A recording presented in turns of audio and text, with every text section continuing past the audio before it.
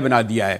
مثلا اگر آپ یہ دیکھیں کہ نہیں ایک سوال ہے, مثلا ہماری جو ہے آپ دیکھیں کہ ایران میں جو انہوں نے معاہدے کیے اس میں $600 بلین کے معاہدے ہوئے ہیں.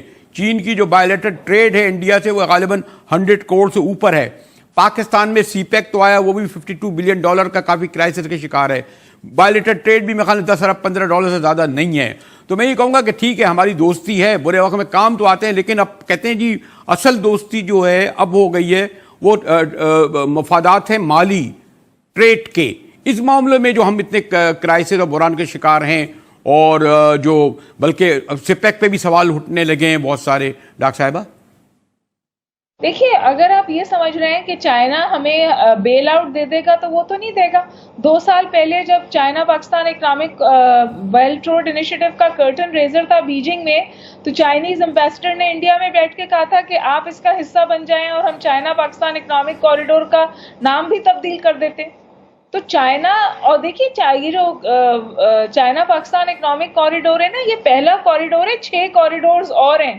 یہ بیلٹ روڈ انیشیٹو صرف پاکستان تک محدود نہیں ہے, یہ تو ایک نئے خطے کی سمجھے شروعات ہو رہی ہے جس کو یوریشیا کہتے ہیں. یوریشیا بننے جا رہا ہے, اور اس یوریشیا میں پاکستان جو ہے وہ زپر سٹیٹ ہے by virtue of its location, اس کی امپورٹنس ہے, اور بالکل کنورجنس آف انٹرسٹ ہے. اگر چائنا کا انٹرسٹ نہ ہوتا تو وہ ہمارے ساتھ کیوں کھڑا ہوتا؟ کھڑا اس لیے ہے کہ چائنا پاکستان اکنامک کوریڈور کی سکسیس اس لیے ضروری ہے کہ وہ شوکیس ہوگا آگے کے لیے.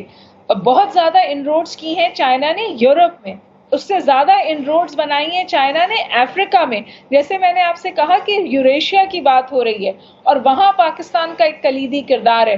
تو یہ تو پاکستان کی لوکیشن ہے جو پاکستان کو پیوٹ سٹیٹ کے طور پر لے آتی ہے. ڈاکٹر صاحب اس کو بہت اہمیت دی جا رہی ہے. چین کا تہران سے معاہدہ, $600 بلین وہاں انویسٹ کرنے جا رہے ہیں.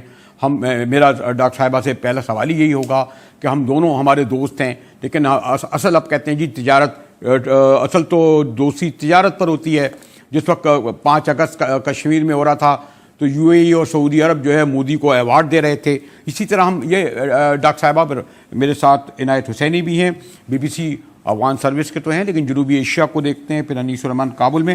ڈاکٹر صاحب جو ہم نے افغانستان سے بات کر لی, لیکن بنیادی بات یہ ہے کہ یہ جو دونوں ہمارے دوست ملک ہیں یہ انڈیا سے ٹریڈ کے معاملے میں اور باقی جو ان کے جو مالی مفادات ہیں وہ تو بہت قریب ہیں, لیکن ہم ان دونوں دوستوں سے اس معاملے میں لوزر ہیں. کائنڈ میں جو میں نے آپ کو کہا بھی نا کہ چائنا 1000 ان کا $100 بلین سے زیادہ انڈیا سے ہے. اب ایران میں 47 پیک کر رہے ہیں, وہاں $600 بلین ہے. ہم شاید 12-14 بلین بھی ہمارا نہیں ہے. سپیک کو میں الگ رکھتا ہوں, وہ بھی آپ کو پتا ہے وہ کئی حصوں میں ڈیوائڈ ہے, اس پہ بھی بہت سارے ہمارے اب تحفظات آنے لگے ہیں. ڈاکٹر ہما بقائی دیکھیے, اگر آپ پاکستان کے ایکسپورٹ لیڈ گروتھ پیراڈائم کی بات کر رہے ہیں نا تو وہ کمزور ہے, اور کوئی آ کے ہماری ایکسپورٹ لیڈ گروتھ نہیں ٹھیک کر سکتا. چائنا کے ساتھ آپ کا ابھی بھی ایک فری ٹریڈ اگریمنٹ ہوا ہے, لیکن اگر آپ پروڈیوس ہی نہیں کریں گے اور اگر آپ مارکیٹس کو ایکسپلور اور ایکسپلوئٹ ہی نہیں کریں گے تو پھر چائنا تو وہ آپ کے لیے آ کے نہیں کر سکتا نا. بالکل صاف بات یہ ہے. اور دوسری بات یہ کہ ہم ایک نئی سرد جنگ کی تو بات کرتے ہیں, لیکن یہ سرد جنگ بہت مختلف ہوگی جو ہم نے پہلے دیکھی تھی, کیونکہ اس میں کوئی آئیڈیولوجیکل ڈیوائڈ نہیں ہے.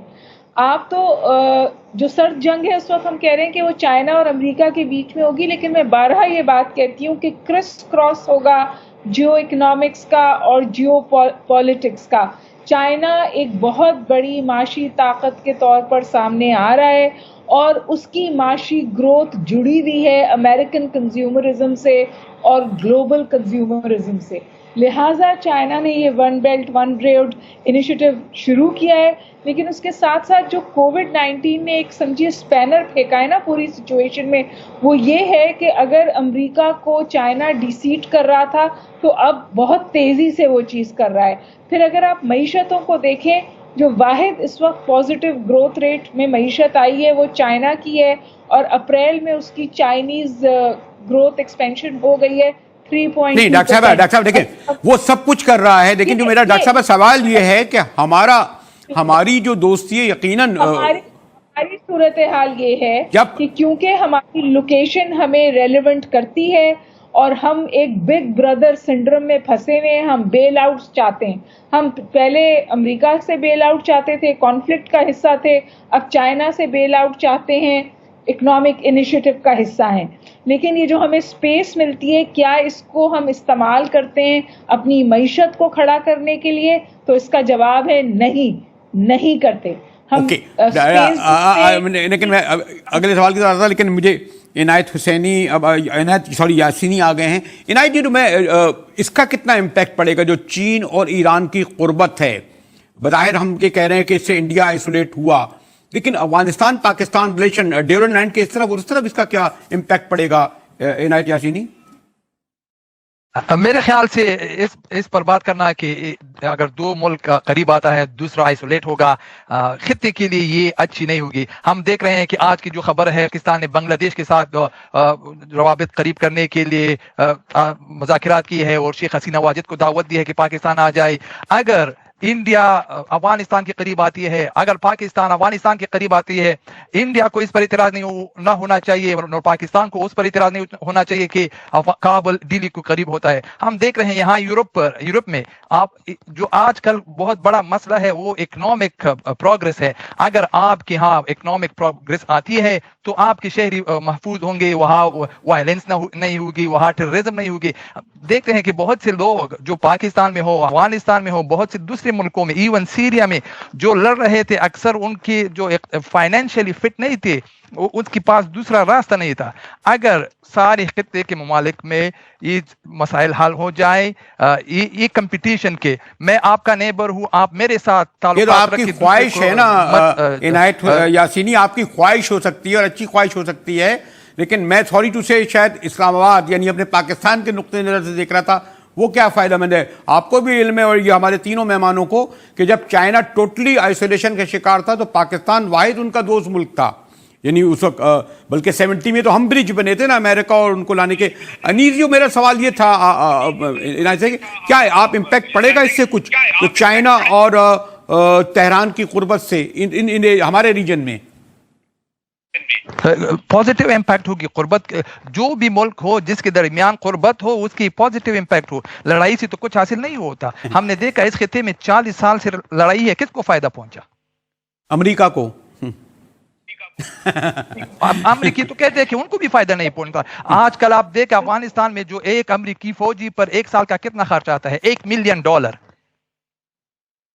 نہیں وہ ٹھیک ہے, لیکن میں اس طرح سے یہ سوال کر رہا تھا ڈاکٹر ہما, یہ جو ہمارے دوست جو بہت ہی میں نے کہا نا اس ریجن پہ, اسی لیے زحمت دی ہے میں نے عنایت یاسینی کو اور انیس الرحمان کو کہ میرا اپنی جگہ آپ نے جو کہا نا کہ یہ تو ایک حقیقت ہے نا کہ چائنا جب بالکل ساری دنیا میں آئسولیشن کا شکار تھا تو یہ ہم تھے نا جو ایک مسلم ورلڈ سے گئے, اور بھٹو صاحب سے بھی پہلے سہروردی کے زمانے میں, پھر بعد میں جو کسنجر بھی ہمارے راستے گئے, تو ہم نے جو ایک بہت بڑا رول ادا کیا.